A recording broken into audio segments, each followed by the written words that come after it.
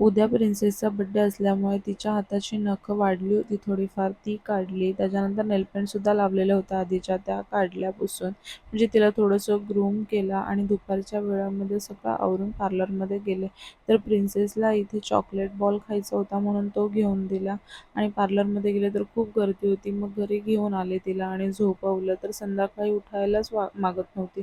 खूप जास्त तिला झोप आली होती, त्यामुळे ती उठतच नव्हती. पण बाबा आल्यानंतर ती उठली आणि खूप दिवसानंतर संध्याकाळी बाबा दिसल्यामुळे ना घरामध्ये ती खूप हॅप्पी होती. संध्याकाळचं सगळं आवरलं आणि पार्लरमध्ये गेले, ॲपे वगैरे केले. घरी आले तर एक उद्योग करून ठेवला होता आणि मग संध्याकाळी हे असं परत खेळत होते दोघंजण आणि रात्री 12 वाजता मग तिचं असं छोटंसं बड्डे सेलिब्रेशन केलं. चाचू पण आला होता. आम्ही पेस्ट्री आणलेली पण चाचूने केक आणलेला.